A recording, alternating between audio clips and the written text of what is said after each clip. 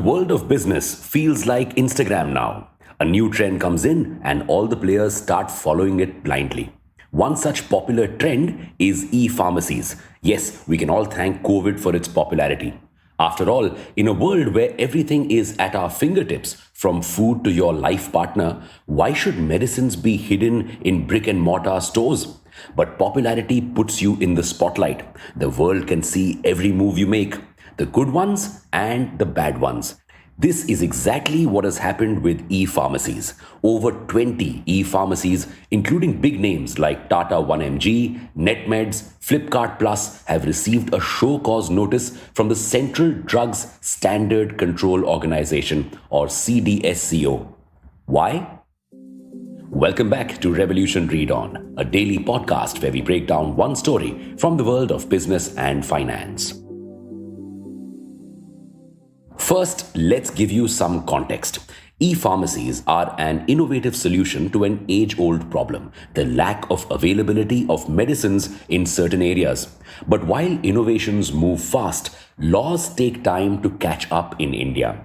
To govern and regulate the pharmaceutical sector, we have one law that was written back in the 1940s.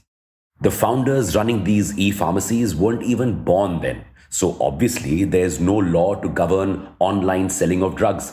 This puts them in a regulatory grey area.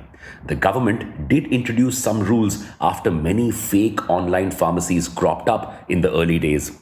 These new laws prohibited pharmacies from promoting or advertising drugs. It was mandatory for them to register with the Central Drugs Standard Control Organization, or CDSCO, and have a license from at least one state. But these rules weren't really strictly implemented. Result: e-pharmacies are still sketchy. Many are operating without license, claiming that they don't need one because they are simply intermediaries between pharmacies and customers. Others are operating with a license, but they are still not following the law. You see, these licenses allow companies to sell drugs through an offline pharmacy which has a licensed pharmacist. But most of these pharmacies send drugs through dark stores or warehouses. Bigger problem? These e-pharmacies allow you to get prescription drugs without an actual prescription. When you go to buy a prescription drug from an e-pharmacy, they don't allow you to buy the drug unless you upload a prescription.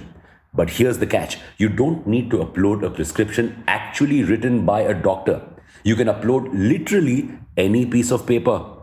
These problems in the e-pharmacy model have been highlighted by traditional chemists and pharmacists unions multiple times in the past. In fact, the notice comes after All India Organization of Chemists and Druggists, or AIOCD, threatened to launch an agitation if action was not taken against these e-pharmacies. You see, e-pharmacies are stealing chemists' businesses. These e-pharmacies offer major discounts to customers, nudging more people to buy from them instead of local chemists. So these chemists brought the shady practices of these pharmacies to the forefront, leading to the CDSCO notice.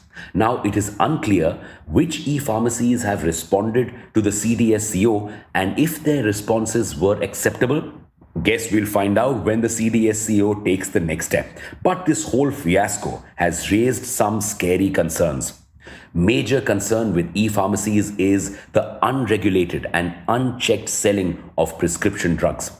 This could have serious consequences like increase in suicides or increase in liver and kidney diseases. Many prescription drugs impact these organs.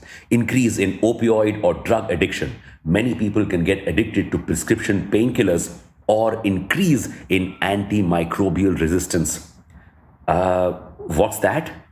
It seems like mosquitoes have adapted to mosquito repellents. No matter how much repellent you spray, they don't go away. Now, even disease-causing germs are adapting to medicines in the same way. The more meds you take, the better they get at adapting. This is called antimicrobial resistance. This antimicrobial resistance is killing more people than HIV/AIDS now. Death from HIV/AIDS in 2021, 8,64,000. Deaths from antimicrobial resistance related infections in 2021, 1.27 million. and this death toll could reach 10 million a year by 2050. E-pharmacies could play a major role in contributing to this epidemic. Kerala is currently taking steps to stop antimicrobial resistance by banning the sale of any and all antibiotics without prescriptions. And if e-pharmacies exist, people could still buy these drugs. So, strict regulations need to come in place for these e-pharmacies. Thankfully, the government is already taking some steps towards this. We are planning to amend the Drugs and Cosmetic Act to regulate e-pharmacies. What's more, tech is advancing at a super fast rate. These e-pharmacies could also implement AI and other tech to determine whether or not a prescription has been faked. Change is possible and it is much needed. Let's hope that these e-pharmacies do what they were born to do, increase availability of medicines for ones who really need them. What are your thoughts on these e-pharmacies? Should they be banned? Can they be regulated? Thank you for listening to this episode. We'll be back with more tomorrow. Until then, read on.